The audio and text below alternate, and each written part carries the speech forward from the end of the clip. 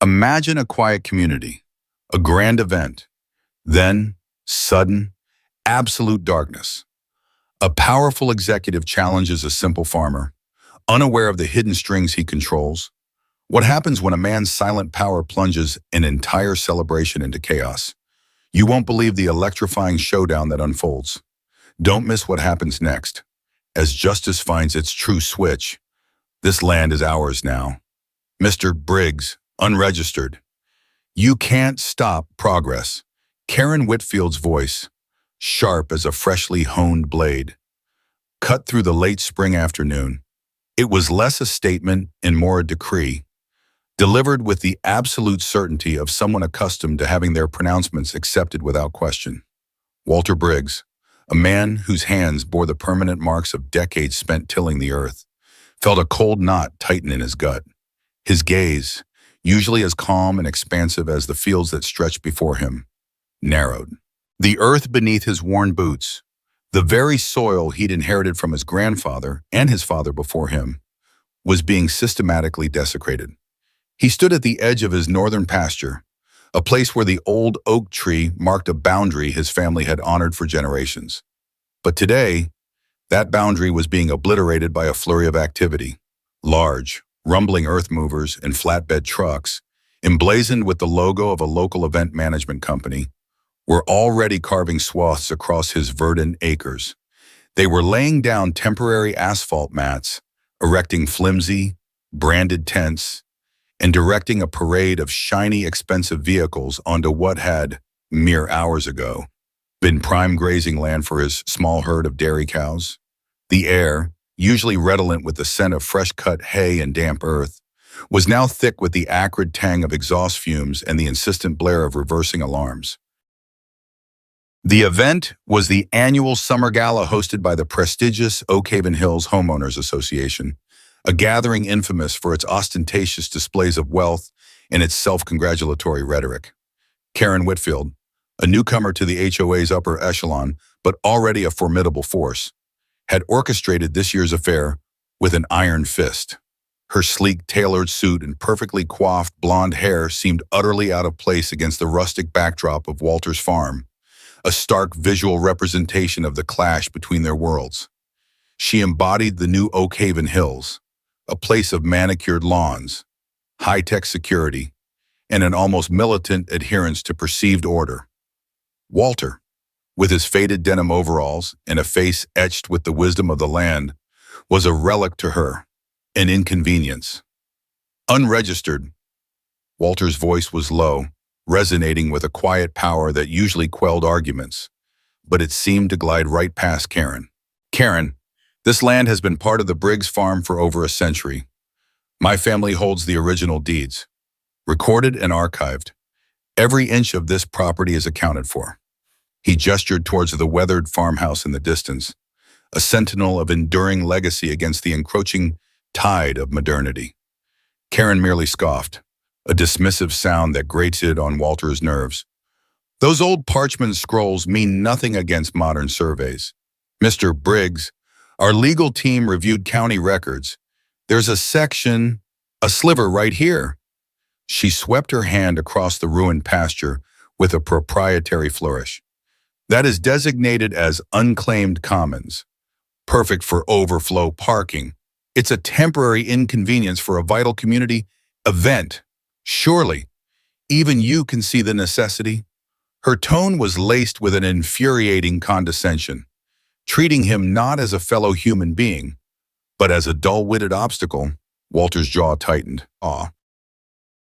Temporary. You've got a heavy machinery tearing up my topsoil. Karen, you're building an asphalt parking lot where my cows grazed yesterday. That's not a temporary inconvenience.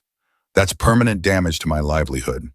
And I repeat, this land is not unclaimed, it's mine.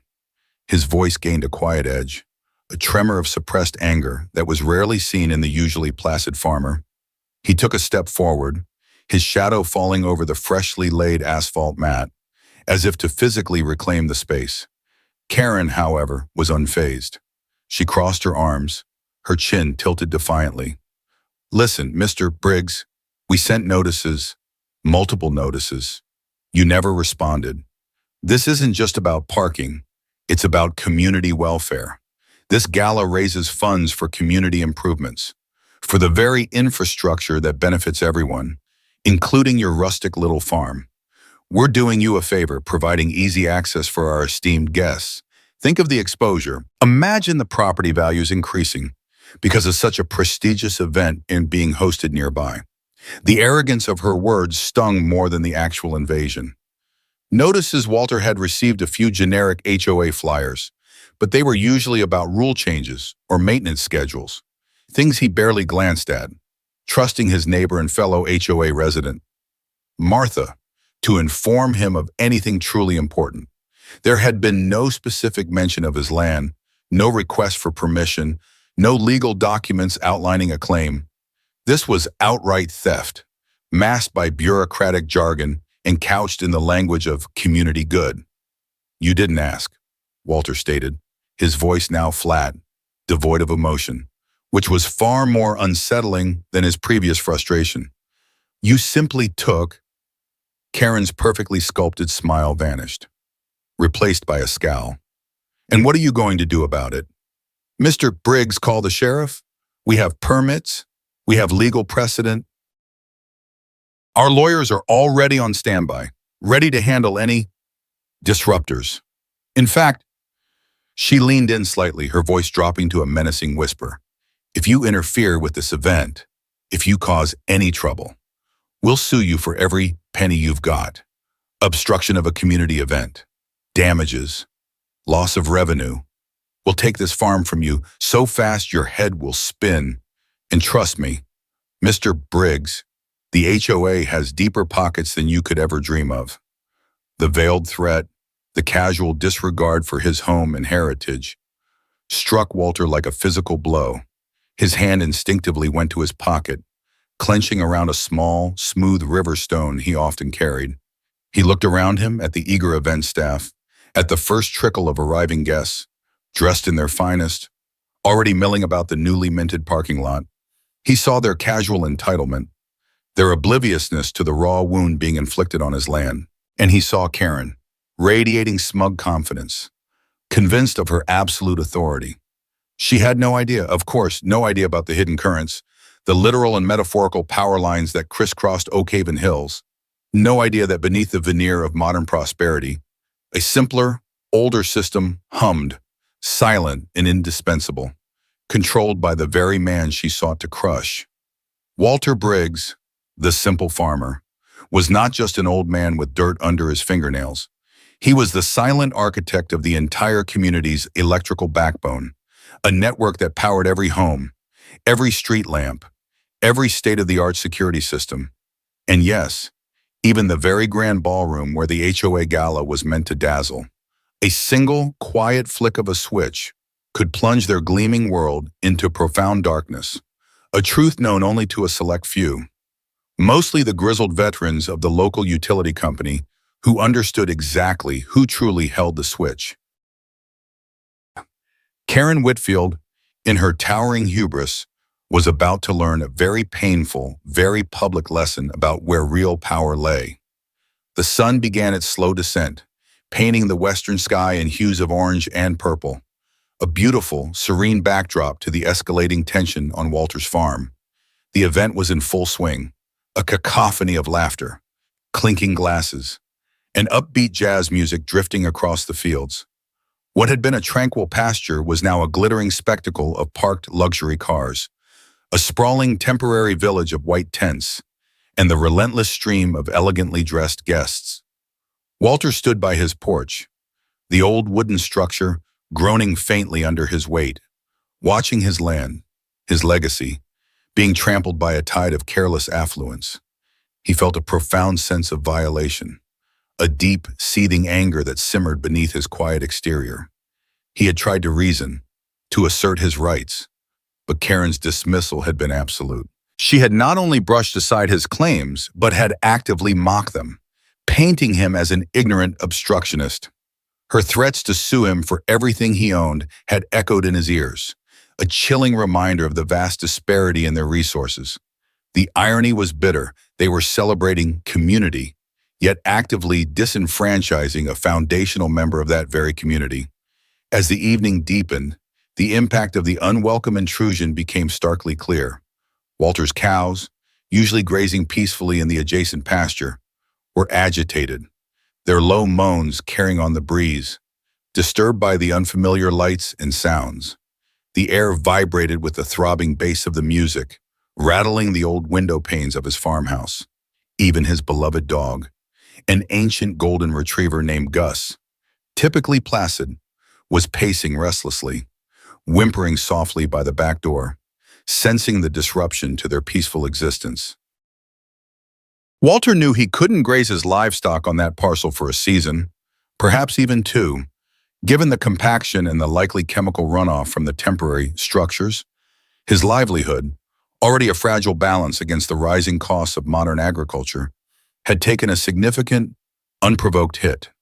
Later that evening, as the festivities reached their peak, Walter decided to make one more attempt, not with Karen, but with the HOA board itself.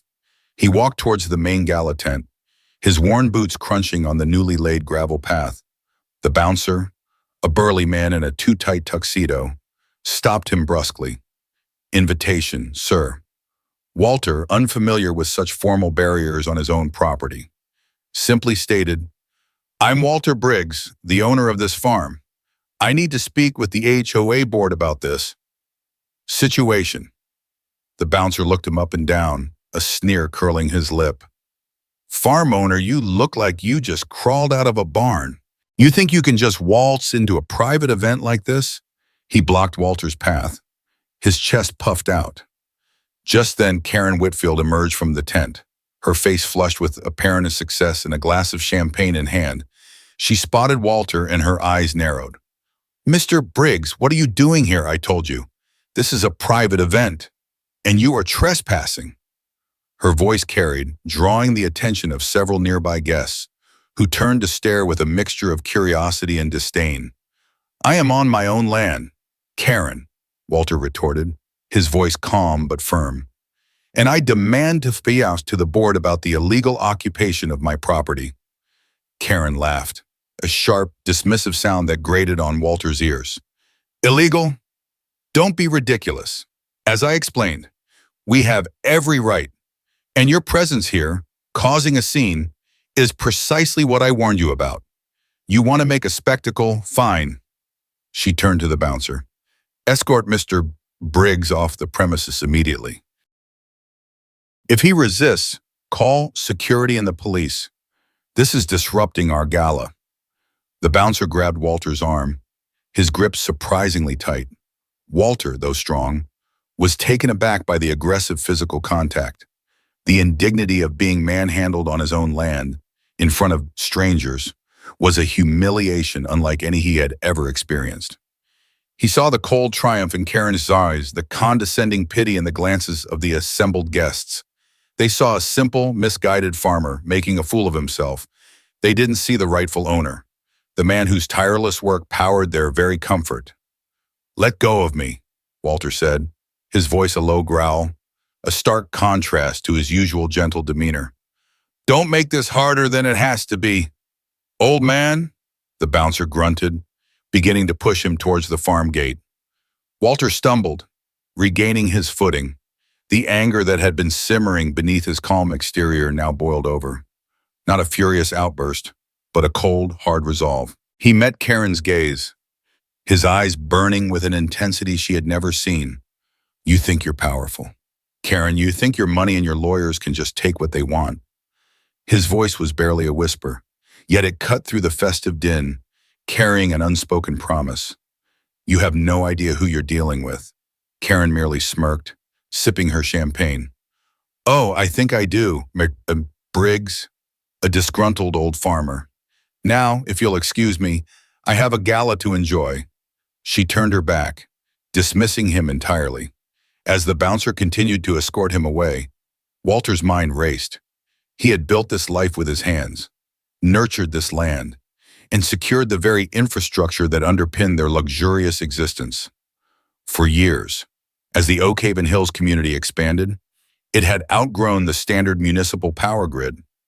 Walter's grandfather, a visionary with a knack for engineering, had established a robust private electrical system to serve the original farm and a few early homes. Over time, as the community grew, the HOA, seeking greater independence and reliability, had entered into a long-term contract to lease power directly from Walter's privately owned and maintained grid. It was a symbiotic relationship, though one increasingly forgotten by the newer, more entitled residents. Walter was the silent, indispensable fulcrum upon which their modern lives balanced. He maintained the substations. He oversaw the transformers. He knew every inch of wiring, every fuse, every breaker. He knew, with absolute certainty, how every watt of power flowed into every corner of Oak Haven Hills, including the grand ballroom where Karen was now enjoying her self-congratulatory revelry. He thought of the old junction box, weathered and unassuming, hidden behind a clump of overgrown hydrangeas near the main substation on his property. A single master breaker, a simple lever. It wasn't about vengeance. Not entirely. It was about principle, about respect, about showing them that some things, like the land and the quiet power that sustained them, were not to be taken for granted. This wasn't just his property, it was his livelihood, his heritage, his very identity. They had pushed him too far. The bouncer released him roughly at the edge of his property, muttering a final warning. Walter didn't reply. He simply stood there, watching the brightly lit gala, the pulsating heart of the community's hubris. He felt the hum of the electricity through the ground, a familiar vibration that spoke of immense power, and a thought, clear and decisive, solidified in his mind. He wasn't going to call the sheriff. He wasn't going to sue. He was going to demonstrate, in the most undeniable way possible, exactly who truly held the switch. The twist was not just that Walter controlled the power, but that he was about to use that control to deliver a lesson in humility, a lesson that would illuminate the true meaning of community and consequence. The cool night air, once filled with the triumphant strains of Chambon and the effervescent chatter of the Oak Haven Hills Gala, now felt like a shroud. Walter walked slowly back toward his farmhouse, the distant lights of the event casting long, distorted shadows behind him. His humiliation had been absolute, public, and calculated. Karen Whitfield's smirk, etched onto his memory, fueled a cold, quiet fire within him. He wasn't acting out of petty revenge. This was about justice, about dignity, about the fundamental right to one's own property and legacy. They had called his land unregistered, his family's century-old deeds, old parchment scrolls, and him, a disgruntled old farmer. They had dismissed the very foundation upon which their gleaming, modern community was built. He stepped into the familiar comfort of his kitchen, the scent of wood smoke and dried herbs, a stark contrast to the cloying perfume and exhaust fumes of the gala. Gus, his loyal golden retriever, rose to meet him, nudging his hand with a wet nose. Walter knelt, stroking the dog's head, finding solace in its unwavering loyalty. "They pushed too far, boy," he murmured, his voice rough. Gus responded with a soft whimper, as if understanding the weight of the moment. Walter didn't sleep that night. He sat at his kitchen table, illuminated only by the faint glow of the moon filtering through the window. He reviewed old maps, blueprints, and ledgers, documents tracing the intricate web of power lines, transformers, and substations that formed the Oak Haven Hills private grid. His grandfather, Elias Briggs, had been a pioneer, not just in farming, but in engineering. When the nascent Oak Haven Hills community began to take shape around the original Briggs farm in the early 20th century, the established municipal grid was too distant and unreliable. Elias, with foresight and a keen understanding of electrical systems, had invested heavily in building his own independent power network, initially to power the farm and a handful of neighboring properties. Over the decades, as the community grew, the HOA, rather than extend the costly municipal lines, had found it far more economical and efficient to simply contract with the Briggs family for their power supply. It was a well-kept secret. known mostly to the older residents and the technical staff at the utility company who regularly coordinated with Walter for maintenance and upgrades. Newcomers like Karen Whitfield, blinded by their perceived authority and their own self-importance, were entirely oblivious to this crucial fact. Walter's father, a man of quiet strength and deep integrity, had taught him every nuance of the system, the main transmission lines, the secondary distribution circuits, the emergency bypasses, and most importantly, the master kill switch located in the small, unassuming substation shed nestled amongst the hydrangeas at the edge of his property. It was a single, heavy-duty lever, designed for quick, decisive action in case of major fault or emergency. Pulling it would sever the electrical lifeline to the entire Oakhaven Hills community. Walter had never even considered using it for anything other than its intended purpose. But now, faced with such blatant injustice and aggression, the option loomed large in his mind. He spent the early hours of the morning meticulously checking his equipment, not to sabotage it, but to ensure its perfect functionality. He knew every hum, every flicker, every subtle change in the system's rhythm. He was a master craftsman, and this was his intricate creation, a testament to his family's ingenuity and hard work. He made a quick call to Stan, a veteran technician at the county's main power utility. Stan, who had known Walter since he was a boy and understood the unique setup of Oakhaven Hills, picked up immediately. "Morning. Walter, everything all right? Your line's been steady." Stan's voice was gruff but friendly. "Morning, Stan. Lines are steady. Just doing some routine checks. Say, you heard anything about the HOA's big shindig up here?" Walter asked, keeping his voice casual. Stan chuckled. "Heard it was quite the spectacle, and heard Karen Whitfield was strutting around like she owned the world. That woman always thought she was smarter than she was. Bit of a know-it-all, eh?" Walter allowed himself a small, grim smile. "You could say that. Well, just wanted to make sure you didn't have any unexpected draws on your end from all their fancy lights." "Nah, Walter. Your private grid handles their load beautifully. As always, you're the one who keeps that whole community running, whether they know it or not." Stan's words, simple and direct, resonated deeply with Walter. Yes, whether they knew it or not. As the sun began to rise, painting the sky with the promise of a new day, Walter felt a renewed sense of purpose. He wasn't going to be passive anymore. He had been quiet, unassuming, allowing his work to speak for itself. But silence, he realized, could also be a weapon. And sometimes the most powerful statement was made not with words, but with the absence of something utterly essential. He spent the morning performing his usual farm chores, a deliberate act of normalcy. He milked the cows, fed the chickens, and mended a fence post. But with every task, his mind was focused on the approaching climax. The gala, he knew, would continue through the day with various activities before concluding with a grand evening banquet and a fireworks display. Karen Whitfield would be basking in the glow of her perceived triumph.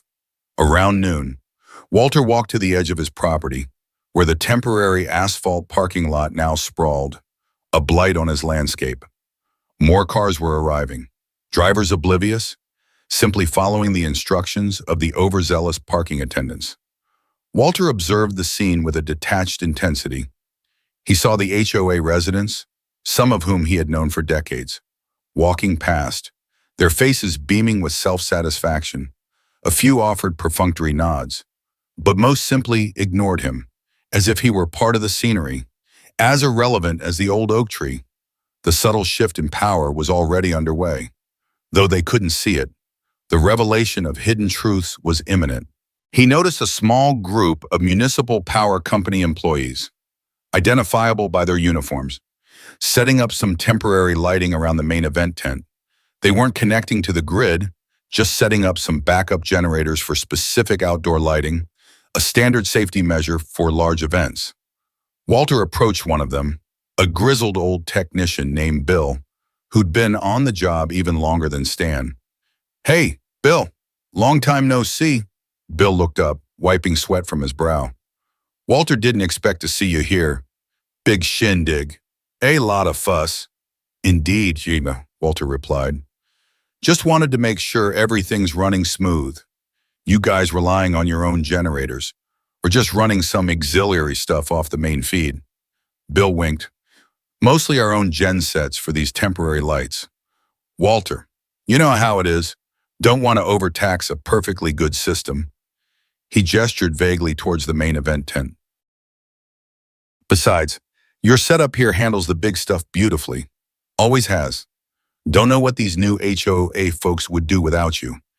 Even if they don't seem to realize it. They might learn soon enough, Walter said, his voice cryptic. Bill raised an eyebrow, sensing the underlying tension, but didn't press. He knew Walter was a man of few words, but everyone usually carried weight. As the afternoon wore on, Walter made his way to the small substation shed. It was tucked away, out of sight from the main event, shrouded by overgrown hydrangeas and an old, rusted wire fence. The shed itself was unassuming, a corrugated metal box with a single, sturdy padlock. Inside, the air hummed with barely contained energy. The main transformer, a silent, powerful beast, converted the incoming high voltage to the level suitable for the community's homes and businesses. And there it was, the master breaker, a massive, industrial-grade lever, clearly labeled and conspicuously positioned. It was a fail-safe, a last resort. Walter ran his hand over the cold metal, feeling the latent power within. He thought of Karen's sneering face, her pronouncement that his land was unregistered, her threats to sue him into oblivion. He thought of his ancestors, who had toiled on this very land, building a legacy that was now being trampled underfoot. He thought of the quiet, unwavering trust his community had placed in him for decades, a trust that Karen and her ilk had so casually disregarded. He considered the consequences. A blackout would cause chaos, anger, and inconvenience, but it would also force a confrontation, strip away the veneer of their perceived authority, and expose the truth that their lavish event, their entire comfortable existence, depended on the very man they had so readily scorned. The residents, many of whom were oblivious to Walter's integral role, would be confused, then frustrated, then demand answers. And when those answers came, the blame would fall squarely on Karen Whitfield, the architect of this ill-conceived invasion. It wasn't just about reclaiming his land. It was about reestablishing balance, about reminding them of the true sources of power in their community. The moment had to be just right, not during the daytime activities, when people might simply grumble and find an alternative. It had to be during the evening banquet, at the peak of their self-congratulatory revelry, when the lights were brightest, the music loudest, and their dependence most acute. It had to be a statement so profound, so undeniable, that it would shake them to their core. Walter checked his old pocket watch. The banquet was scheduled to begin in an hour. He took a deep breath, the smell of damp earth and distant wood smoke filling his lungs. He felt a quiet resolve settle over him, a sense of purpose that transcended his personal anger. This wasn't about vengeance. It was about illuminating a forgotten truth, about reminding an arrogant community of the unseen currents that truly sustained them. He closed the shed door, the click of the padlock echoing in the still afternoon. The quiet hum of the transformer continued, a prelude to the impending silence. The grand ballroom of the Oak Haven Hills Community Center pulsed with a vibrant energy. Hundreds of elegantly dressed guests filled the space, their laughter mingling with the clinking of silverware and the swell of the orchestral music. Karen Whitfield, radiant in a shimmering gown, stood on the stage, basking in the applause. She had just delivered a triumphant speech, recounting the success of the gala, conveniently omitting any mention of the farmer whose land she had trampled. The air was thick with the scent of expensive perfume and catered gourmet food, a bubble of self-congratulation and oblivious luxury. Outside, the temporary parking lot, carved out of Walter's pasture, gleamed under powerful spotlights, a testament to Karen's efficiency and disregard. Walter Briggs, Meanwhile, was not in the ballroom. He stood in the silent, humid confines of the substation shed, his hand resting on the cold, heavy lever of the master breaker. The hum of the transformer was a low, steady thrum against his palm, a living pulse of immense power coursing through the lines. He listened to the distant, muffled sounds of the gala, the rise and fall of conversation, a particularly loud burst of applause, the occasional strains of the orchestra. He knew exactly what was happening inside the toasts, the back-patting, the utter obliviousness. He closed his eyes for a moment, picturing his grandfather, Elias, standing on this very spot, years ago, overseeing the initial installation. Elias, a man who understood that true strength wasn't about imposing your will, but about building something enduring, something essential. Walter felt that legacy in his bones, a quiet strength that transcended Karen's fleeting authority. This wasn't about revenge. It was about revealing a truth that had been buried under layers of arrogance and entitlement. It was about showing them the fragile nature of their comfort and the indispensable, often unseen, foundations upon which it rested. He imagined Karen's face, smug and dismissive, as she had ordered him off his own land. He recalled the humiliation of being manhandled by the bouncer, the condescending stares of the guests. But more than personal affront, it was the blatant disregard for justice, for history, for the very spirit of community that gnawed at him. They had taken what was not theirs, claimed it as unregistered, and threatened to sue him for protesting. They had forgotten the farmer, but the farmer had not forgotten them, nor had he forgotten the source of their light. The clock on the shed wall ticked towards the appointed hour, the peak of the banquet, the moment of maximum impact. The gala was supposed to be a dazzling display of the HOA's power and influence. It would be, just not in the way Karen intended. With a deep, steadying breath, Walter gripped the master breaker. It was a thick, sturdy lever, designed for deliberate action. He didn't yank it. He pulled it with a slow, purposeful motion, feeling the immense resistance of the circuits as they disengaged. A low thunk echoed in the small shed, followed by a sudden, profound silence. The hum of the transformer died. The air, which moments ago had vibrated with latent energy, now felt still, empty. In the ballroom, the effect was instantaneous and absolute. The vibrant orchestral music abruptly ceased, replaced by the jarring silence of instruments suddenly deprived of amplification. The dazzling chandeliers overhead, bathing the room in a warm, inviting glow, flickered once, then plunged the entire space into an oppressive, disorienting darkness. The carefully arranged spotlights illuminating the stage where Karen stood, her champagne glass raised for another celebratory toast, winked out, leaving her silhouetted against the faint light filtering in from emergency exit signs. A collective gasp swept through the room, quickly followed by a ripple of murmurs, then confused exclamations. What happened? The power's out. Is this a joke? Panic began to fray the edges of the festive atmosphere. People fumbled for their phones, their screens casting weak, individual glows in the sudden gloom. Waitstaff froze, their trays suspended in midair. Karen, caught mid-gesture, her face a mask of shock, stood utterly still on the darkened stage. Her grand pronouncements about community improvements now hung in the thick, inky air, meaningless. The bouncer, who had so confidently escorted Walter away, was now trying to direct people with a flashlight, his bravado replaced by frantic uncertainty. Don't worry, everyone, Karen's voice, devoid of its usual amplified authority, sounded thin and reedy in the sudden silence. It's just a temporary glitch. Our generators will kick in. But the generators, the ones the municipal utility team had set up earlier, were only for the ancillary outdoor lighting. The main power to the building, to the entire community, remained stubbornly, utterly off. Minutes stretched into an eternity. The initial confusion gave way to frustration, then anger. The air conditioning died, and the room began to grow stuffy. The music was gone. The carefully prepared food began to cool. The elegant event was rapidly devolving into a chaotic mess. Outside, the large temporary parking lot, a symbol of Karen's triumph, was also plunged into darkness. Drivers attempting to leave found themselves disoriented, unable to navigate the unfamiliar makeshift lanes. The subtle chaos bled into the main event as guests stumbled out of the ballroom, seeking air and answers, only to find themselves in a blacked-out landscape. Amidst the growing confusion, the first questions began to emerge. Why aren't the backup generators working for the main building? Doesn't the HOA have a contingency plan? The whispers turned to frustrated shouts.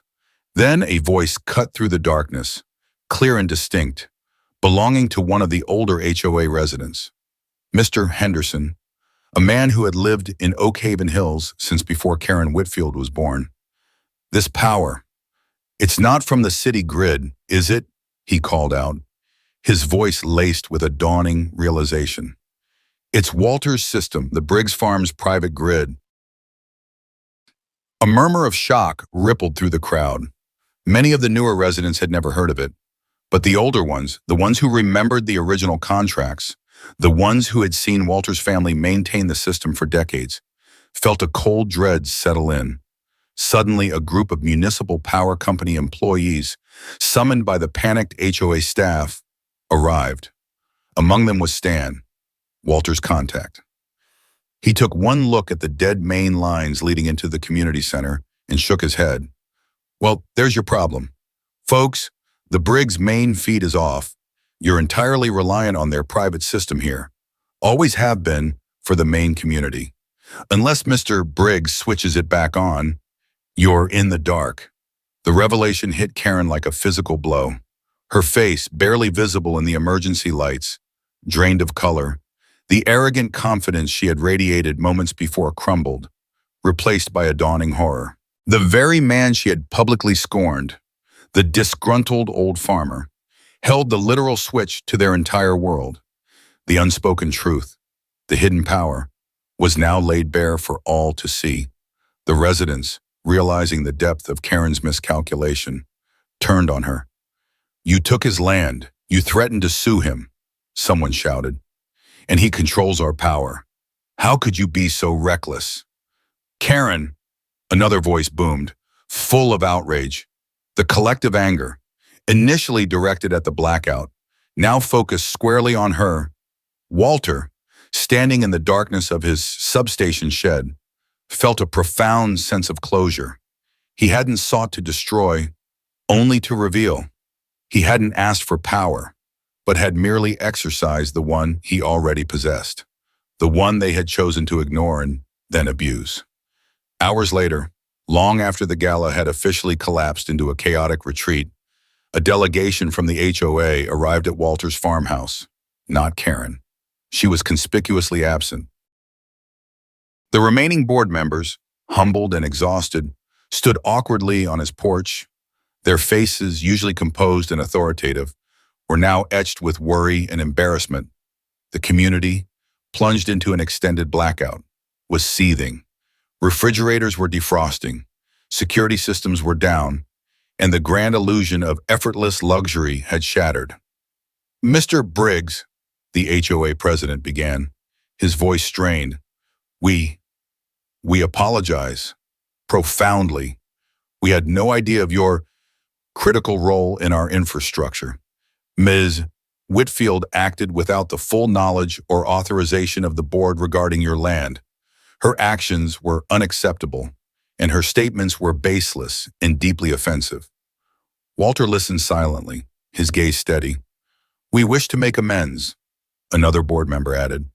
We will clear your land immediately, restore it to its original state, and compensate you for any damages. And we want to discuss a new formal agreement for your power services, one that reflects your invaluable contribution to this community. Walter finally spoke, his voice calm and firm. The land must be restored, and no temporary asphalt. I want my pasture back as it was. He paused. As for the power, it's always been about respect and recognizing the truth of where things come from. He looked at each of them, his gaze piercing.